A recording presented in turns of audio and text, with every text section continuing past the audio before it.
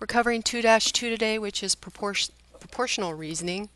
So we're going to apply proportional relationships to rate, similarity, and scale.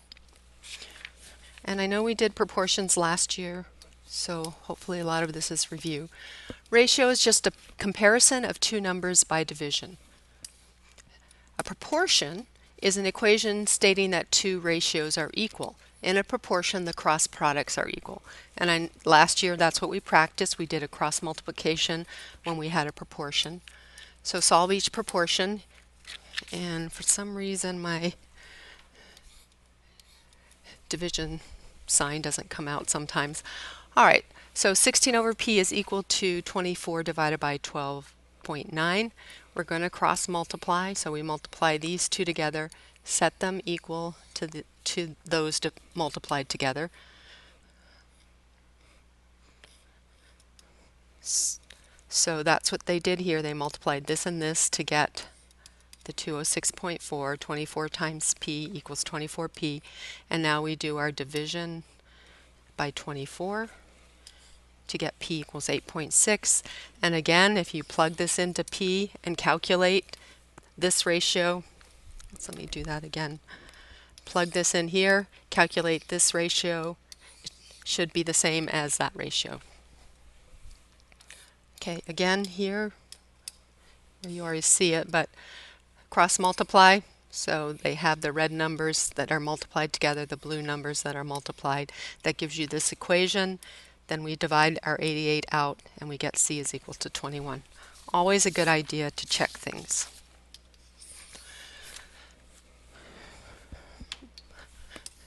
Okay, here's a couple for you to do.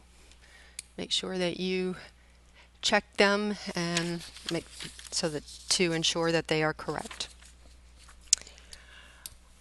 All right, so another way to use ratios or an application of ratios is with percentages. Percentages can be expressed as ratios. So percent over 100 is equal to the part over the whole. So let's look at an example. And there are multiple ways to solve percentages. This is just one way. A poll taken one day before an election showed 22.5% of voters plan to vote for a certain candidate.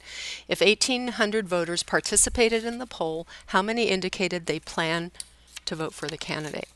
So we're going to put the 22.5 here, and 1,800 is the whole, so what we need to solve for is that. So that's how you're going to set it up.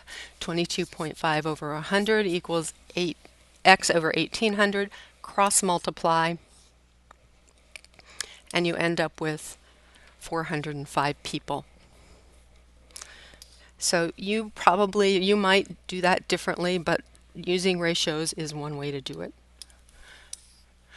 At Clay High School, 434 students, or 35% of students, play a sport. Find out how many students Clay High School has altogether. So you're given the part, and you have to figure out the whole this time. So I'm going to leave that for you to try.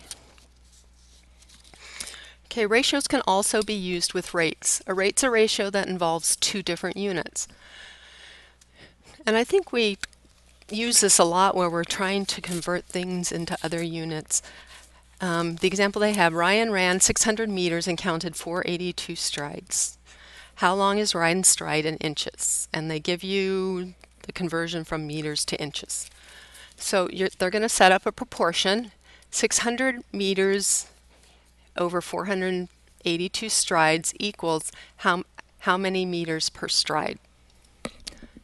So you're going to cross multiply, divide by 600, and you have about 1.24 meters per stride.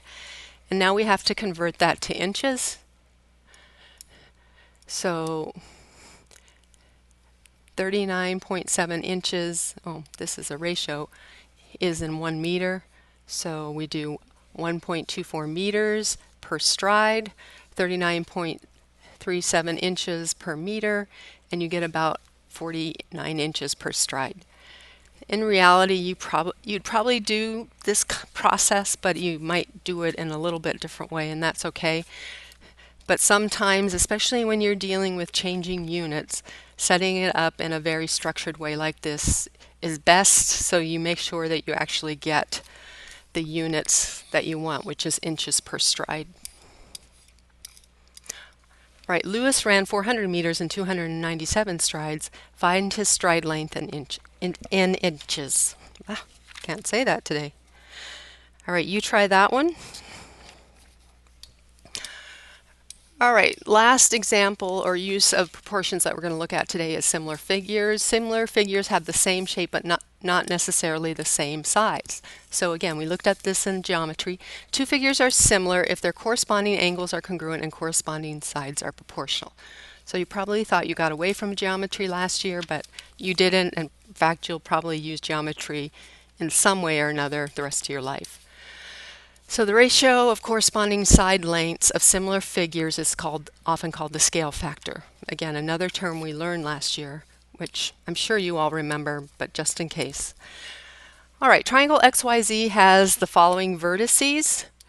Triangle XAB is a similar triangle to XYZ with a vertex at B03. Graph XYZ and XAB on the same grid.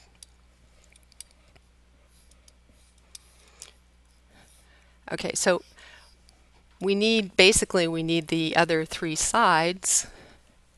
Well, we have x. So x is going to be the same for both of them. What we need is a. So graph XYZ, which is the blue one. And then here we have x and b. And just by looking at them, you would know that a has to be directly across from b. But if it weren't a figure like that, you could use proportions. So we know that which side corresponds, B corresponds to side Z. So we know that 3/9 has to equal X over, and then A corresponds to Y. So it has to be equal to X over, where's my Y? 9? That doesn't look right.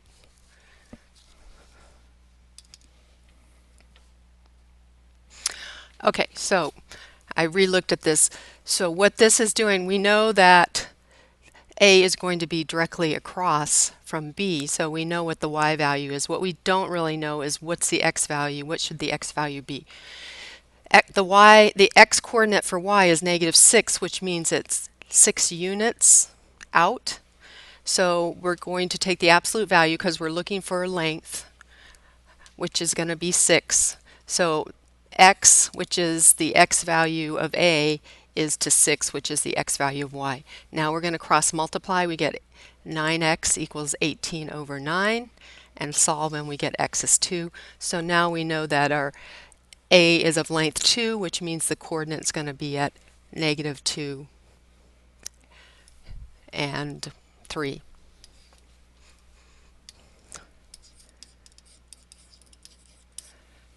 And hopefully that made some sense, even though it was a little bit rough. Actually, I have one more example. The tree in front of Luka's house casts a 6-foot shadow at the same time as the house casts, and that's not fought, it should be foot shadow. If the tree is 9 feet tall, how tall is the house? We did this last year. You've probably done it in previous math classes. This is a great example of using a proportion. So these are similar figures basically, and we know that if this side is 6 and this is 22, the proportion of this to this has to be the same. So we have 6s to 9 equals 22 is to h, or you can set it up like this: 6 over 22 equals 9 over h, which is probably how I would have done it. Either way, you're going to cross multiply and end up with 6h equals 198, which is 9 times 22. Divide by 6, and you're going to find that the height is going to be, the height of the house is 33 feet. Make sure you put your units. All right, so that concludes proportional reasoning. Here's your homework, and bring questions to class.